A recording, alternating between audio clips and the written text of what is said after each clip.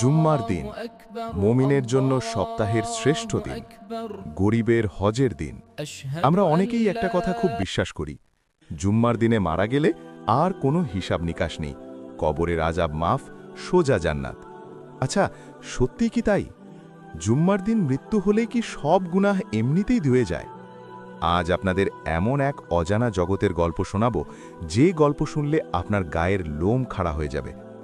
আজ জানবেন জুম্মার দিনে মারা যাওয়া এক যুবকের কবরে মুনকার আর নাকির ফেরেশতা এসে আসলে কি দেখেছিল। কান পেতে শুনুন, কারণ কে জানে, হয়তো আগামী জুম্মায় এই গল্পটা আপনার বা আমারই হতে পারে। যুবকের নাম ছিল জায়েদ। খুব সাধারণ একটা ছেলে, কিন্তু তার ভেতরে ছিল এক অসাধারণ মায়া। পুরো সপ্তাহ সে হাজারো দুনিয়াবি কাজের মধ্যে ডুবে থাকলেও বৃহস্পতিবার এলেই তার চোখে মুখে এক অদ্ভুত প্রশান্তি নেমে আসত। সে বলতো, জুম্মার রাত হলো আমার রবের সাথে একান্তে প্রেম করার রাত। বৃহস্পতিবার এশারের পর থেকেই জায়েদের অন্য এক জীবন শুরু হতো। সে গভীর রাতে উঠে তাহাজ্জুদ পড়ত, চোখের পানিতে জায়নামাজ ভিজিয়ে ফেলত। সূরা কাহাফের প্রতিটা আয়াত যখন সে তেলাওয়াত করত, মনে হতো তার গলার স্বরে আসমানের ফেরেশতারাও থমকে দাঁড়িয়ে শুনছে। জায়েদ সবসময় আল্লাহর কাছে একটাই দোয়া করত, হে আল্লাহ, আমাকে এমন একটা মৃত্যু দিও যেদিন আসমান আর জমিন আমার জন্য সাক্ষী হয়ে থাকবে। আমাকে জুম্মার দিনের পবিত্রতা নসিব করো। সেদিন ছিল শুক্রবার। আকাশটা সকাল থেকেই কিছুটা মেঘলা, চারদিকে এক অদ্ভুত নিস্তব্ধতা, যেন প্রকৃতি কোনো কিছুর জন্য অপেক্ষা করছে। জায়েদ খুব সুন্দর করে গোসল করল, নিজের সবচেয়ে প্রিয় সাদা পাঞ্জাবিটা পরল।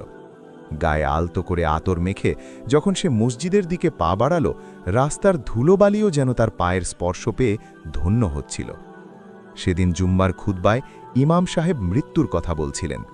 জায়েদ প্রথম কাতারে বসে এক দৃষ্টে শুনছিল। নামাজ শুরু হলো।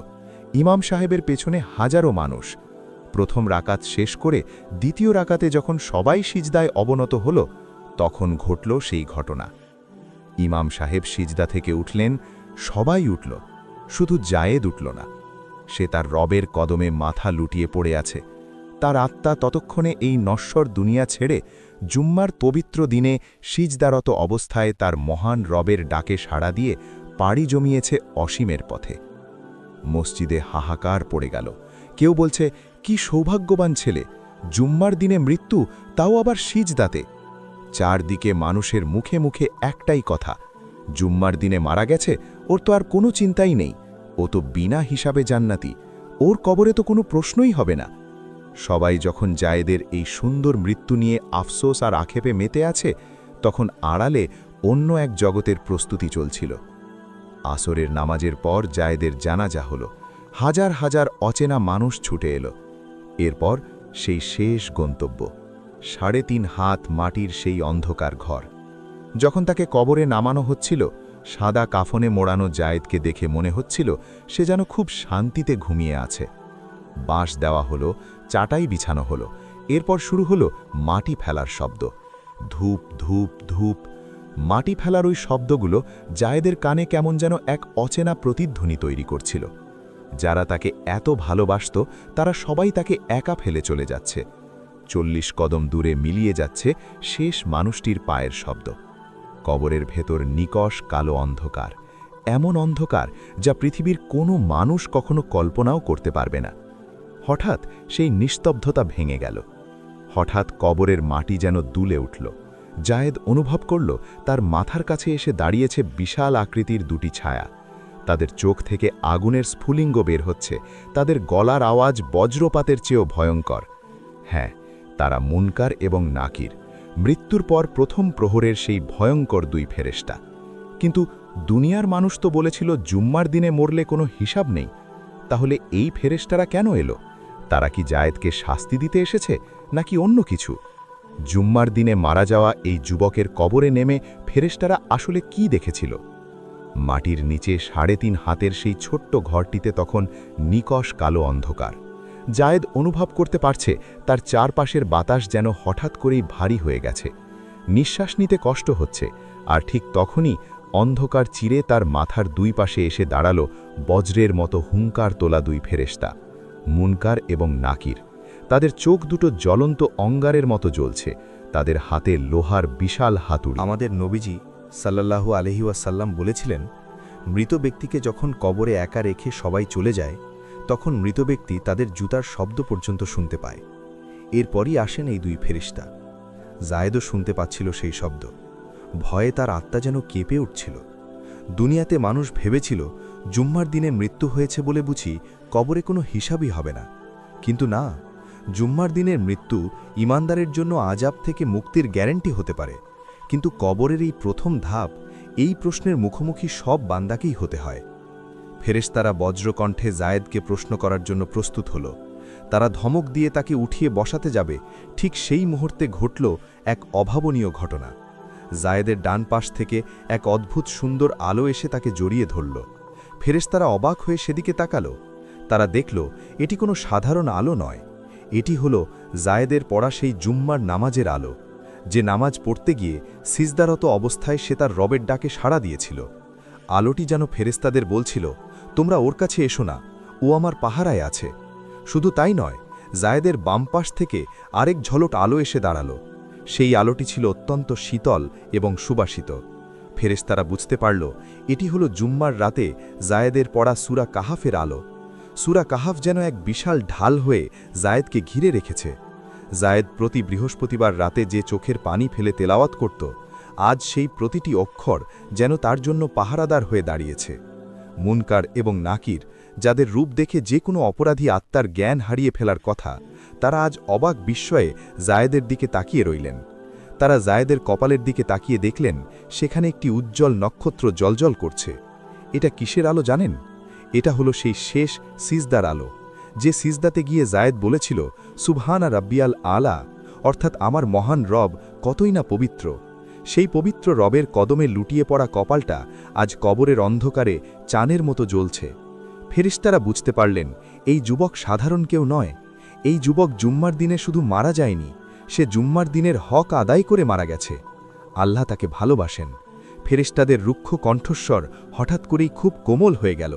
তারা অত্যন্ত মোলায়েম সুরে জায়েদকে জিজ্ঞেস করলেন, মান রব্বুকা, অর্থাৎ তোমার রব কে?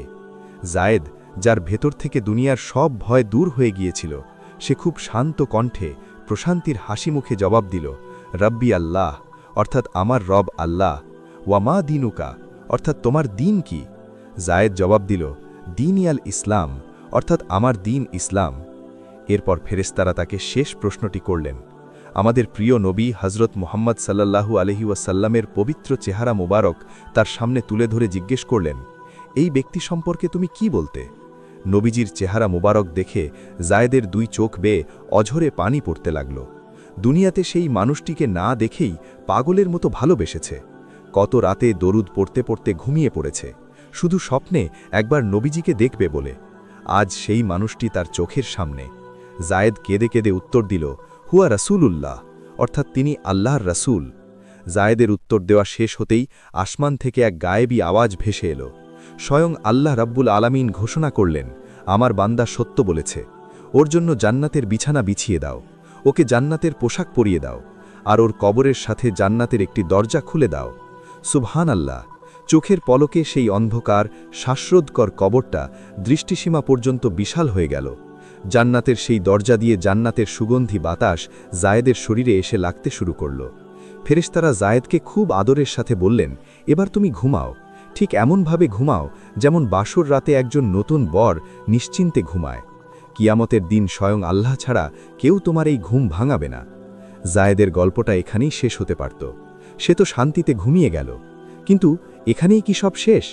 জুম্মার দিনে মারা গেলেই কি জান্নাতের দরজা সবার জন্য এভাবে খুলে যায়? যদি ওই দিন জায়েদের আমলনামায় নামাজ না থাকত, যদি সে জুম্মার দিনে কোনো পাপের জায়গায় মারা যেত, কবরের এই শান্তির ঘুমের পর রোজ হাসরের ময়দানে কি অপেক্ষা করছে জায়েদ আর আমাদের মতো সাধারণ মানুষের জন্য? জায়েদের শান্তিতে ঘুমিয়ে পড়ার দৃশ্য দেখে আমাদের মনে হতে পারে জুম্মার দিনে মারা যাওয়া মানেই জান্নাতের গ্যারান্টি। কিন্তু সত্যটা কি আসলেই এত সহজ? আমাদের প্রিয় নবী হযরত মুহাম্মদ সাল্লাল্লাহু আলাইহি ওয়াসাল্লাম বলেছেন, যে কোনো মুসলিম জুম্মার দিনে বা জুম্মার রাতে মারা যায়, আল্লাহ তাআলা তাকে কবরের ফিতনা বা আযাব থেকে রক্ষা করেন। একটু খেয়াল করুন, হাদিসে বলা হয়েছে মুসলিম বা মুমিন ব্যক্তির কথা। জুম্মার দিনের পবিত্রতা তাকেই রক্ষা করবে যার অন্তরে ঈমান আছে, যার কপালে সিজদার দাগ আছে।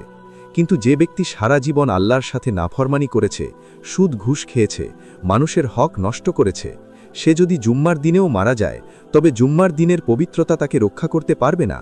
জুম্মার দিন কোনো জাদুর কাঠি নয় যে সারা জীবনের পাপ মুহূর্তেই মুছে দেবে, বরং জুম্মার মৃত্যু হল একজন ঈমানদারের জন্য আল্লাহর দেওয়া বিশেষ উপহার। জায়েদ সেই উপহার পেয়েছিল কারণ তার জীবনটা ছিল জুম্মার মতোই পবিত্র।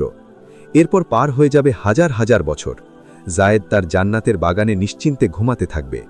এরপর একদিন আসবে সেই ভয়ঙ্কর দিন, রোজ কিয়ামত, যেদিন আসমান ফেটে চৌচির হয়ে যাবে, তারকারাজি খসে পড়বে, ইসরাফিলের প্রথম ফুৎকারে সব ধ্বংস হয়ে যাবে, আর দ্বিতীয় ফুৎকারে কোটি কোটি মানুষ কবর থেকে মাথা তুলে দাঁড়াবে। সেদিন হাসরের ময়দানের সূর্য মাথার ঠিক আধা হাত উপরে থাকবে। মানুষের মাথার মগজ ভাতের মাড়ের মতো টকবক করে ফুটবে। মানুষ ভয়ে, আতঙ্কে, ঘামে হাবুডুবু খাবে। মা তার কোলের সন্তানকে ফেলে পালাবে। চারদিকে শুধু হাহাকার, ইয়া নাফসি, ইয়া নাফসি, অর্থাৎ আমাকে বাঁচাও, আমাকে বাঁচাও। কিন্তু সেই ভয়ঙ্কর হাসরের ময়দানেও জায়েদ থাকবে সম্পূর্ণ শান্ত।